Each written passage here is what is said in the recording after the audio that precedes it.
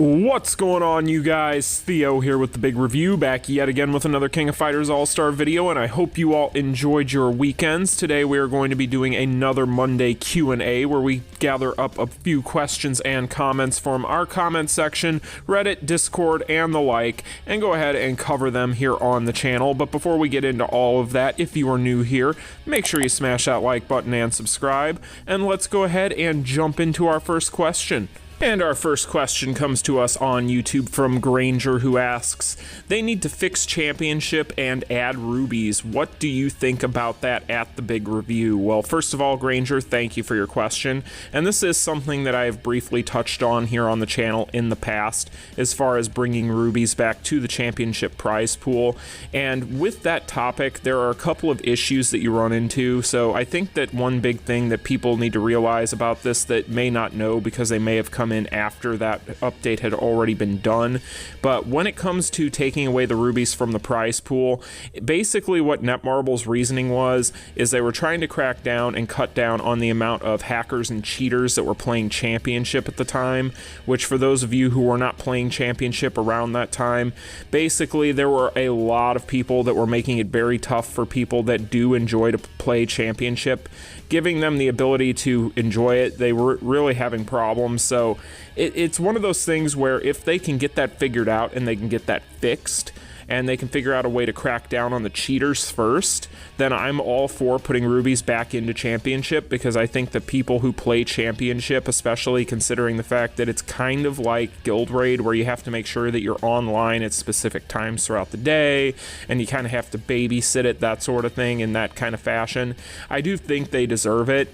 But until they can figure out a way to crack down on the hackers, I just don't see it as being something that's realistic, because I think that a lot of the championship community would rather not have the rubies and not have to deal with the cheaters than the other way around. So that's kind of the reasoning on Netmarble's side behind that, but that shouldn't cover for the fact that they need to figure out a way to get this stuff figured out with cheaters and hackers. I know that technology is ever growing and ever changing on a daily basis, so it's going to be tough to ever get it 100% under control, but I do think that one thing they could do to go a long way with that would be to go ahead and have more severe punishment for those people. But hey, I digress. What do I know? I'm just the guy talking into my phone on the other side of the world. So, but as far as fixing championship, I do agree with that. They need to get around to that, because that is something that needs to happen. We're basically talking about the new netcode at this point, and with the new netcode, there are reasons to be optimistic. However, being that they released that new netcode as kind of a beta test and haven't given us any real sort of update on it since, I would like to see them do that, give us some information on what they're observing in the background and what they've noticed, what they know on their side about fixing it. It'd be nice to get that kind of an update from them at this point, because it's been a little while since that new netcode got rolled out, but I guess we'll have to wait and see. But I appreciate the question, Granger, so let's go ahead and move on to the next one here. And this one comes to us on YouTube from everyone's favorite username, I'm sure, Dong Schlong, who's asking, hey guys, is Nightmare Geese's previous 5PG card still an alright substitute compared to his 3PG? Like, I'm not sure if I should still summon for his 3PG card or try to get more of his memory. Thank you for the question, Dong. I appreciate it. Now, with this question, I get this one quite a bit, so that's the reason why I picked this one, even though I've already answered it in the comments section, because I wanted to go ahead and put a bit of more of a platform to it, so that people with the next couple of days with the BS characters going away have an idea of where I'm at on this and where I think most people are. So you definitely want that 3PG card for Nightmare Geese. It is one of his best assets in PvE.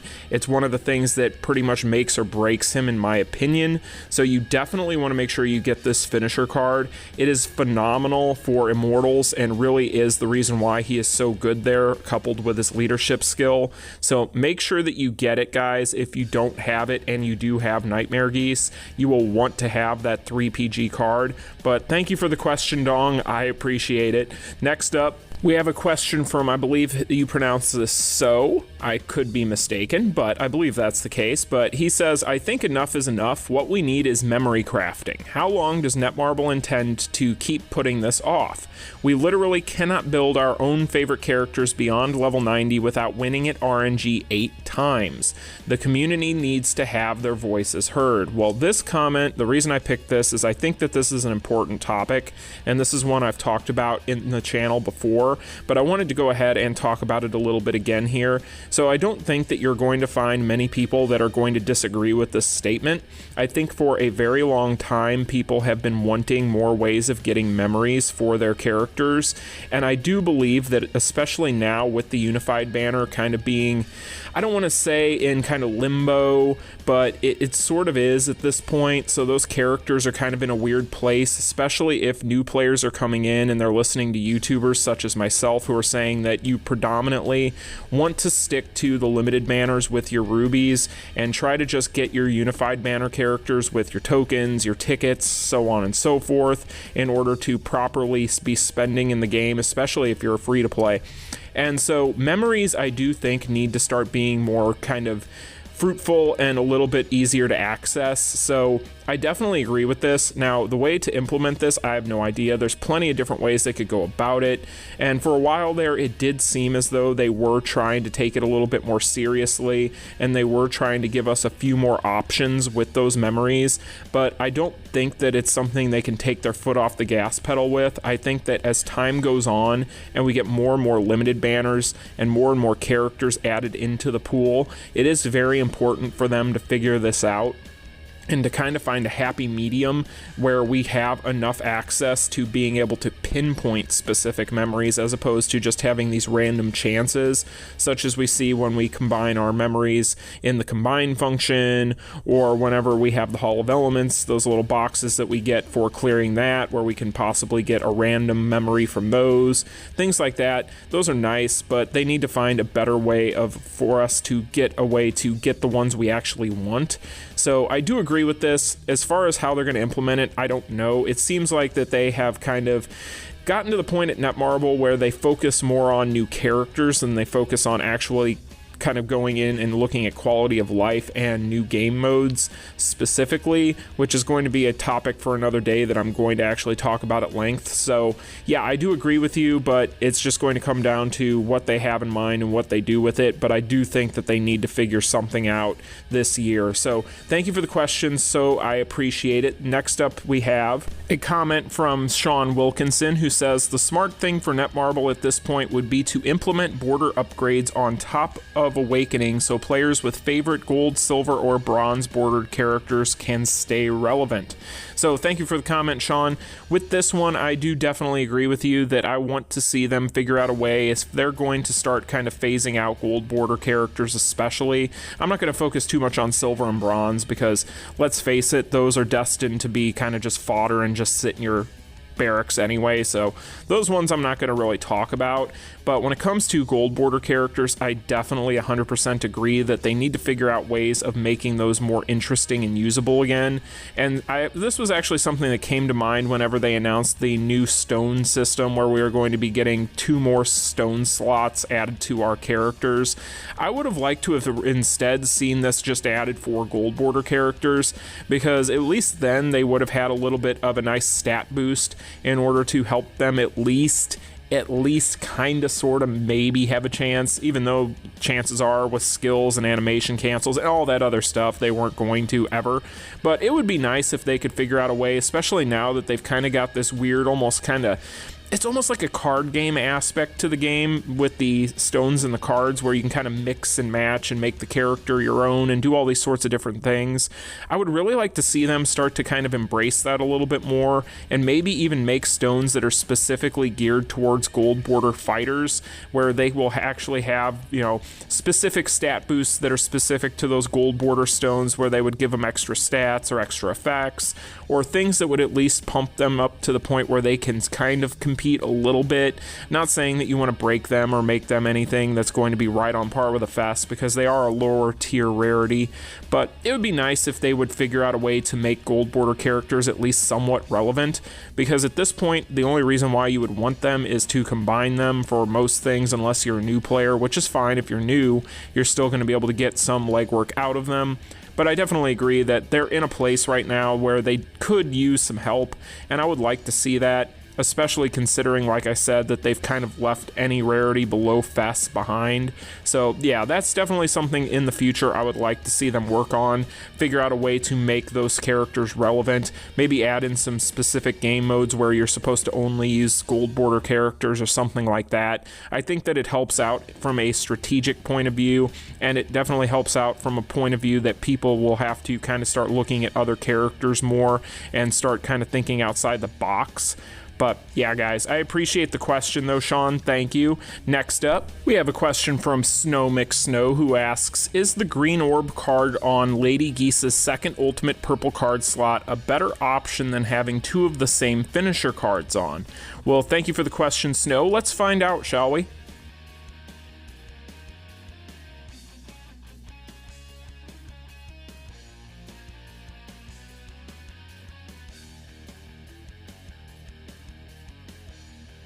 Well, there you have it, and there you are. Thank you for the question, Snow Mix Snow. Next up, we have a question on Discord from RPS Scoob, who asks, I don't have any stones on any unified banner units yet. I only have the 70s collab and Volume 2 BS stones. What is a good stone to get from the free plus imprint stone selector for my unified units, and what stones should I look out for? Well, thank you for the question, RPS Scoob. I definitely appreciate it, and there are going to be several stones that are going to be still kind of useful from that pool, and the ones that I always recommend are going to be, for instance, that yellow middle stone is typically going to be really good, because that one is going to be for your power charge, and you still see to this day a lot of people use that on specific characters that could use help as far as firing off finishers in certain modes. So that is definitely going to be a useful one to have. And then beyond that, even the yellow hexagonal stone is actually pretty good as well. That one's going to have your penetration increase and your defense down, which is also going to be pretty decent in certain modes. And then of course from there you move on to some of the purple stones, specifically the purple circle stone and the purple hexagon stone, that are going to give you your HP recovery. Those are actually very useful in specific PvE modes, so those are going to be some of the ones that you want to focus on. Outside of that, there are going to be other ones that are going to be useful for a short period of time, but largely a lot of those I look at as stones that you want to just kind of consider that you're probably going to be phasing out for R stones down the road. So there are going to be some that are useful. Like I said, specifically that middle yellow stone is going to be really good for your power charge, but outside of that, really it comes down to isolated places where you're going to use those, and specifically as it relates to any of the HP recovery stones, those are going to be pretty good there. So thank you for the question, RPS. I appreciate it. And the next question we have comes to us from Alex De La Cruz, who asks, I don't do much Epic Quest. Do I really need it? And the answer to this one is going to be you don't need to, but you should, because there is quite a bit in Epic Quest that is going to be benefiting your account. Specifically, some of those 3 PG cards, the one for Gonits being the biggest one in there, are going to be things that you want, because Gonits, no matter kind of where you're at in the game, is still pretty useful for a lot of different things. But when it comes to Epic Quests, there's a lot of those items there that are actually going to be really beneficial to any account that you'll want to be able to take advantage of being able to farm more easily. I did a video about farming capsules a while back, which capsules are now not as tough to come by as they used to be. However, it is still a really good place for you to be able to get those, and there's a lot of different items and things like that in Epic Quests that are going to be nice to have. So I would say that it's definitely worth playing. I wouldn't say that it's something you should entirely skip, Alex, if that is what you're saying. I definitely would never do that. But Epic Quest is one of those things that is kind of grindy, so you'll kind of want to just take it at your own pace. But I appreciate the question, question, Alex. Thank you very much, and I hope that helps. So next up, we have a question from Venom, who asks, from where do you get a new topic to talk on every day, dude? What's the secret? Well, thank you for the question, Venom. So when it comes to topics here on the channel, actually, quite a bit of times I'll use the comments section, believe it or not. So if there's a topic that you guys are wanting covered here on the channel, make sure that you put it in the comments section of a video, because there's a good chance, I'm definitely probably going to see it, but there's a good chance that I'll choose it to do a topic on for a video later on. It may not be something I do that immediate week or anything like that, but it is something I do consider whenever I'm trying to come up with ideas. But you're right, it can be tough. One of the toughest parts of being a daily uploader for a game like this that doesn't necessarily have a ton of new content added into it on a weekly basis is coming up with new ideas. So some days, I'm not gonna lie to you, I'll be sitting here at 5 a.m. when I wake up to do these things and go, okay, what's today's topic? Like, there are times where it comes down to the wire and I'm still trying to decide. Now, I do have a list of topics that I typically am going to pull from, but sometimes it's tough, right? Getting together footage and doing all these different things to kind of cover some of these topics that are going to be things that require a lot more editing and a lot more info gathering and a lot more clips and things like that. So sometimes it can be a little bit more difficult and it's a bit of a process. A lot of times, you know, some of the bigger videos I'll actually have editing and been working on for days on end before I actually sit down and record audio and things like that for them. So it just depends. Specifically the spotlights and some of the guides and things like that, those are going to tend to take longer. But thank you for the question, Venom, and that is pretty much going to be this week's Q&A. I hope you guys enjoyed it. It seems like you guys do enjoy these videos quite a bit, so this will probably end up being something that we do more often here on the channel, probably on Mondays. It'll probably be a kind of scheduled upload in that regard, but if you guys have any questions that you would like to see covered here on the channel, leave them in the comments section down below. If you enjoyed the video, make sure you smash that like button and subscribe, as we do new daily King of Fighters content every single day, and I'll see you in the next one. Peace. Continue.